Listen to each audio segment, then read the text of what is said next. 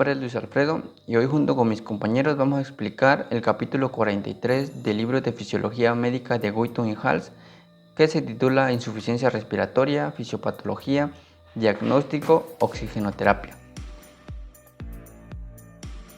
Vamos a ver métodos útiles para estudiar las anomalías respiratorias, empezando con el estudio de los gases y el pH en la sangre.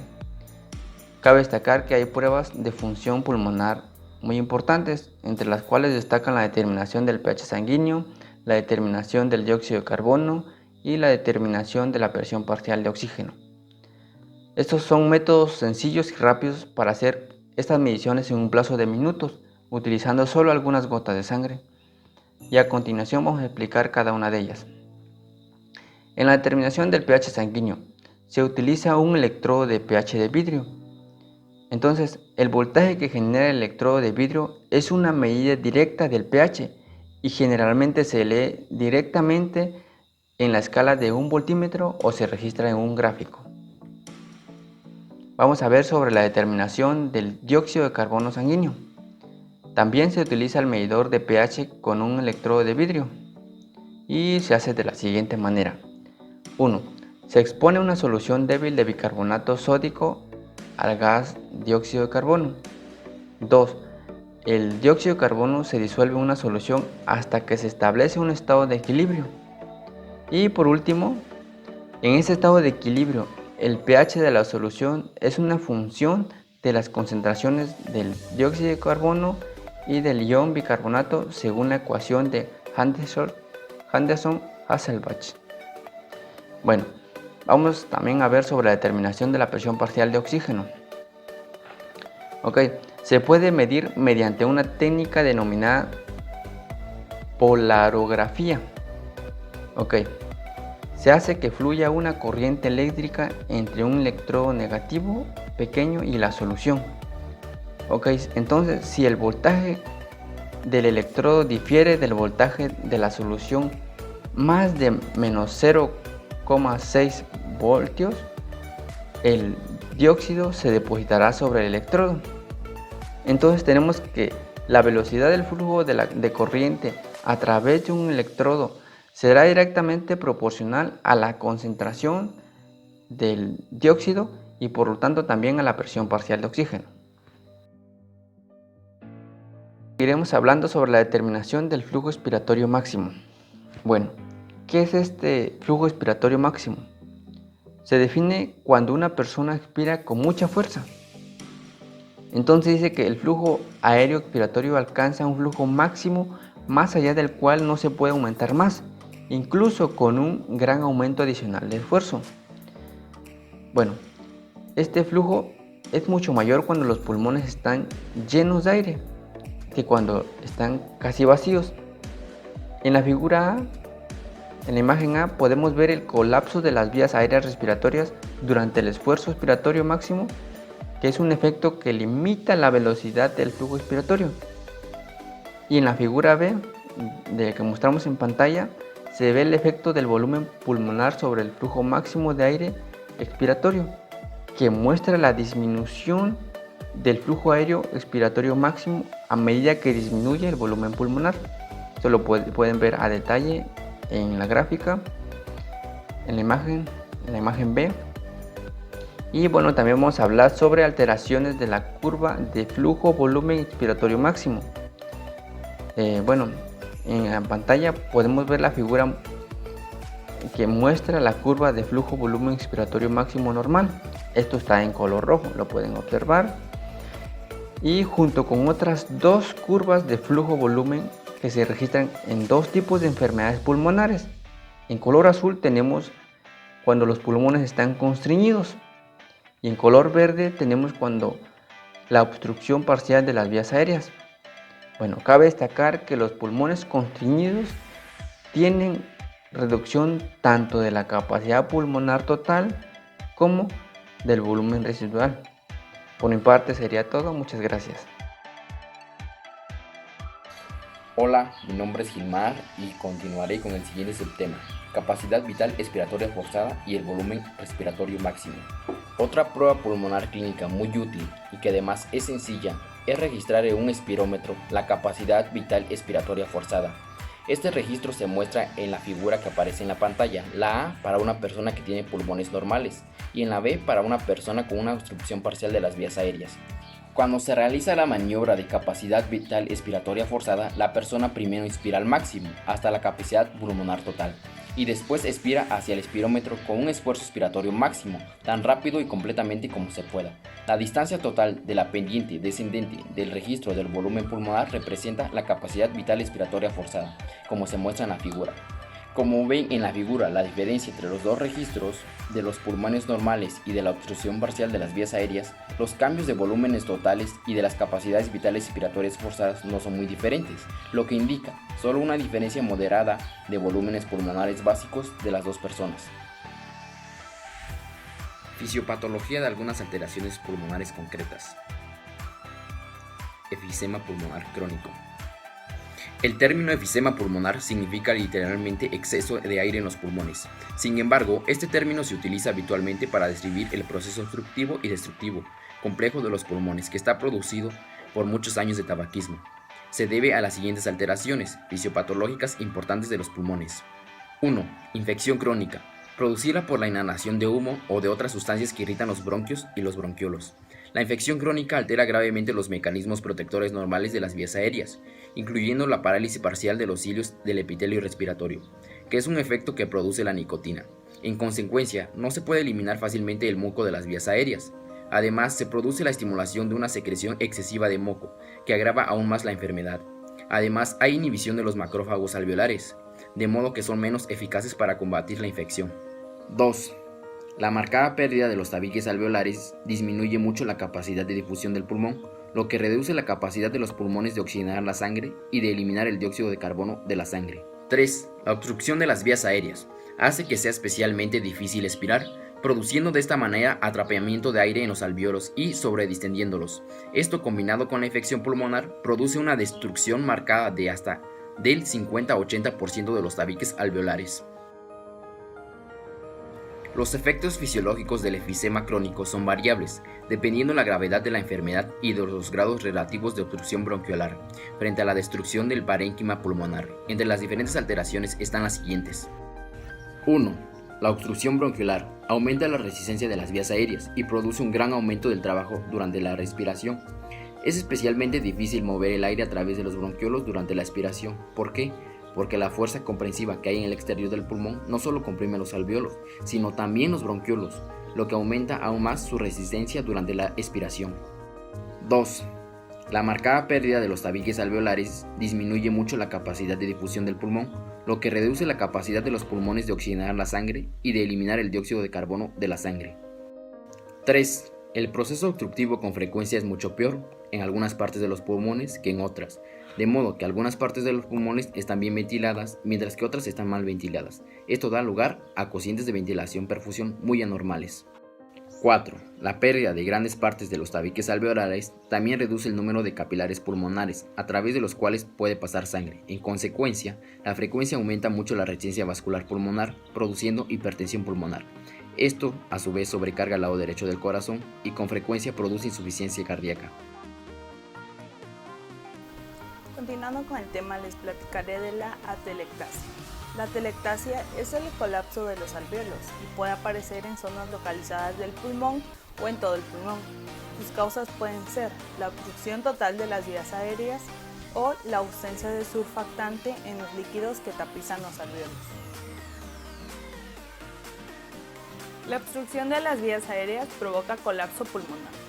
La atelectasia, que se debe a la obstrucción de las vías aéreas, habitualmente se produce por el bloqueo de muchos bronquios pequeños por moco o por la obstrucción de un bronquio importante por un gran tapón mucoso o por algún objeto sólido como un tumor. Si el tejido pulmonar es lo suficientemente flexible, dará lugar simplemente al colapso de los alvéolos. Sin embargo, si el pulmón es rígido por tejido fibrótico, no se puede colapsar y la absorción de aire desde los alvéolos generará presiones negativas en el interior, que arrastrará líquido desde los capilares pulmonares hacia estos, haciendo que de esta manera los alvéolos se llenen completamente con líquido de edema. Este es casi siempre el efecto que se produce cuando se tiene atelectasia de todo un pulmón, y a esta situación se le denomina atelectasia masiva del pulmón. El colapso del tejido pulmonar no solo ocluye los alvéolos, sino que casi siempre aumenta la resistencia al flujo sanguíneo a través de los vasos pulmonares del pulmón atelectásico. Este aumento de la resistencia se produce en parte por el propio colapso pulmonar, que comprime y pliega los vasos a medida que disminuye el volumen del pulmón. Además, la hipoxia de los alvéolos colapsados produce una vasoconstricción adicional. Debido a esta vasoconstricción, disminuye enormemente el flujo sanguíneo a través del pulmón atelectásico. Pero afortunadamente, la mayor parte de la sangre se dirige hacia el pulmón ventilado.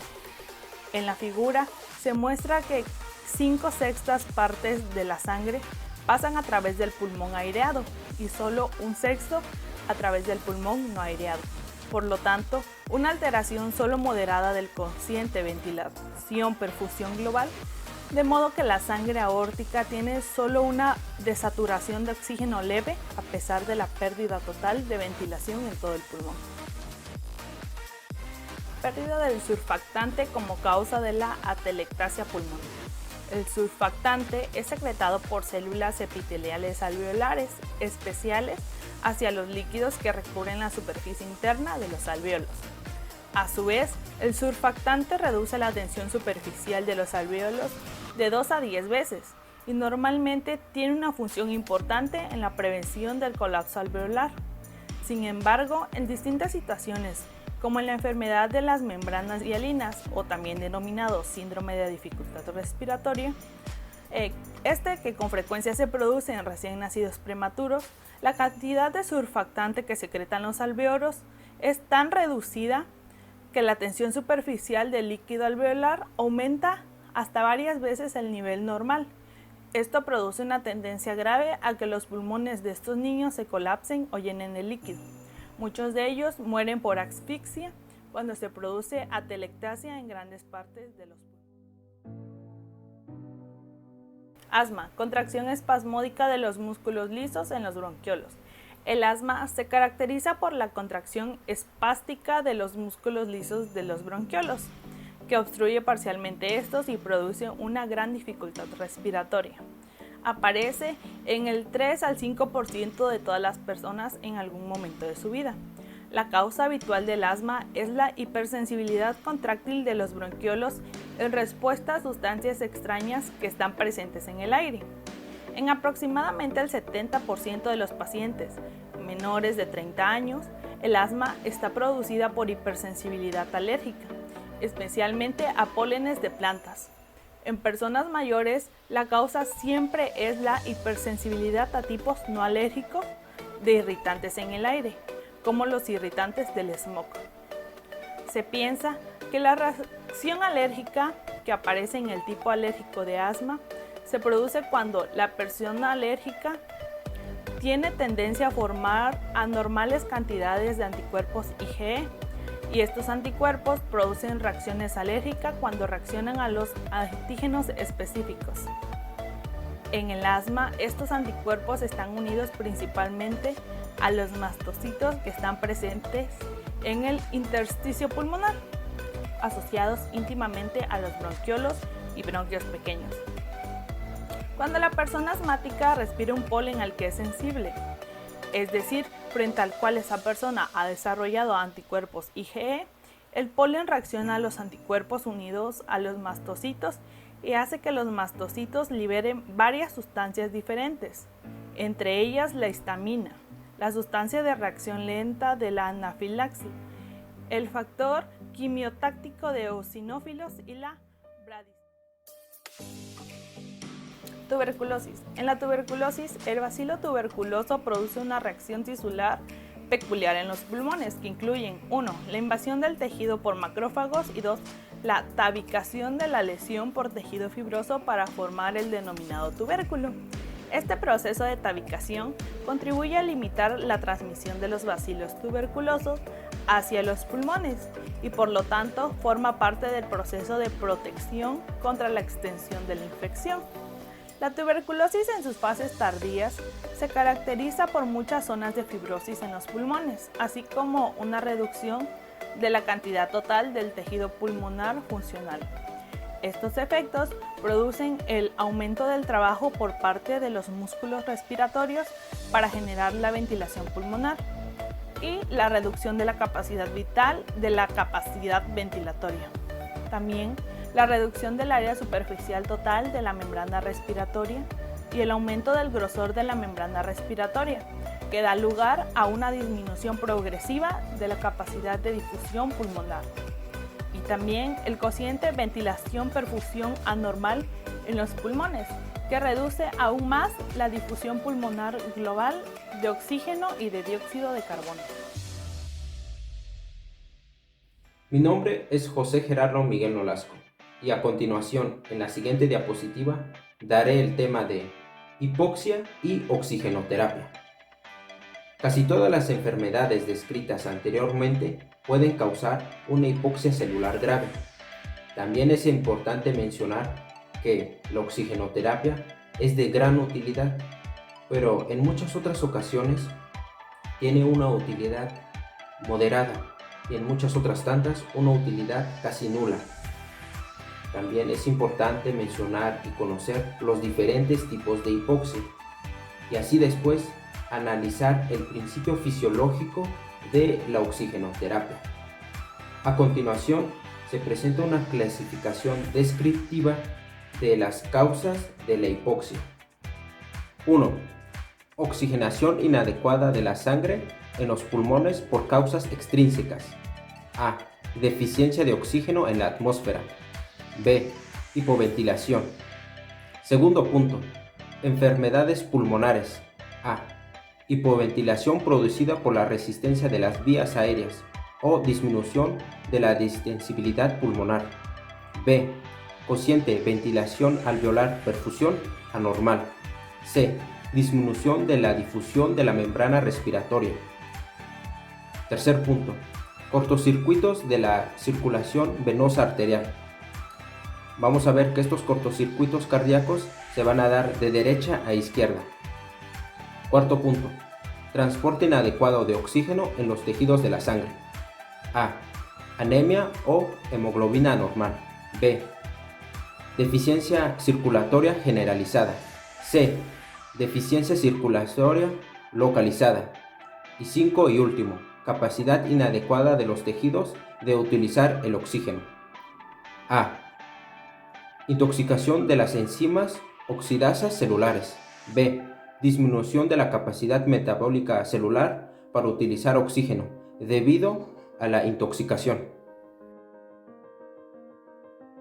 Siguiente subtema. Incapacidad adecuada de los tejidos para utilizar el oxígeno.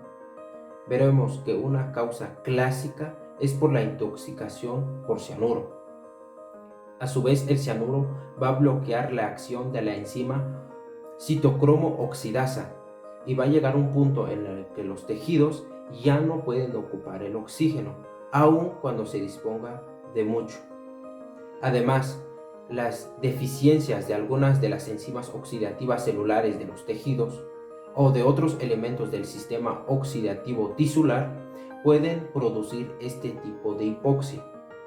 Un muy buen ejemplo es el que pueden ver en pantalla y trata sobre la enfermedad de Beriberi, en la que varias etapas importantes de la utilización tisular del oxígeno y de la formación de CO2 están seriamente comprometidas, y esto por una deficiencia de la vitamina B. Siguiente subtema: efectos de la hipoxia sobre el cuerpo. Si es lo suficientemente grave, va a producir la muerte de las células de todo el cuerpo, pero si es en un grado menos grave, produce principalmente dos puntos. El primero de ellos es la depresión de la actividad mental, que usualmente culmina en un coma. El segundo, reducción de la capacidad de trabajo del músculo. Hola, mi nombre es Miriam Vianey Martínez López. Para finalizar con el tema de exposición, pasemos al último tema que también es importante, la hipercapnia, exceso de dióxido de carbono en los líquidos corporales. Se puede pensar que cualquier enfermedad respiratoria que produzca hipoxia puede provocar la hipercapnia, pero solo existe esta relación cuando la hipoxia está provocada por la hipoventilación o una deficiencia circulatoria. Esto se debe principalmente a dos causas: por la cantidad insuficiente de oxígeno en el aire o por la cantidad insuficiente de hemoglobina. Disnea. Esta palabra se describe como la angustia mental y comprende la imposibilidad de ventilar lo suficiente para poder satisfacer la necesidad del aire. Hay 3 factores que aparecen en la sensación de disnea, como los podemos apreciar en la diapositiva. El primero es la alteración de los gases respiratorios en los líquidos corporales, especialmente a hipercapnia y en un grado mucho menor a la hipoxia. El segundo factor es la magnitud del trabajo que deben realizar los músculos respiratorios para conseguir una ventilación adecuada. Y el tercer y último factor es el estado mental. Finalmente, las funciones respiratorias de una persona pueden ser normales y a pesar de todo, se puede llegar a experimentar disnea debido a un estado mental alterado. A esto se le conoce como disnea neurógena o disnea emocional.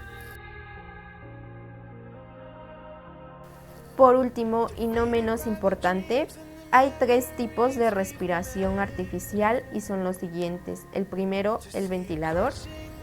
Hay muchos tipos de ventiladores. El que vemos en nuestra diapositiva en la figura A, para ser exactos, está formado por una fuente de O2 o de aire en un tanque para poder aplicar una presión positiva o negativa según sea el caso. Posee una máscara que se adapta a la cara del paciente. El segundo, el que podemos apreciar en la parte de abajo de nuestra diapositiva, es un respirador de tanque o también conocido como pulmón de acero, el cual muestra al paciente con un respirador de tanque en todo el cuerpo. Y lo único que sobresale es su cabeza del paciente. En el extremo del tanque, contrario a la cabeza del paciente, hay un diafragma de cuero que se activa por un motor que se mueve hacia atrás y adelante para moverse lo suficiente y reducir la presión en el interior del tanque. Cuando el diafragma de cuero se mueve hacia adentro, se genera una presión positiva y se produce la expiración. Y cuando el diafragma se mueve hacia afuera, la presión negativa produce la inspiración. Efecto del ventilador y del respirador del tanque sobre el retorno venoso. Cuando se introduce el aire en los pulmones bajo presión positiva por un ventilador, la presión en el interior de los pulmones se hace mayor que la presión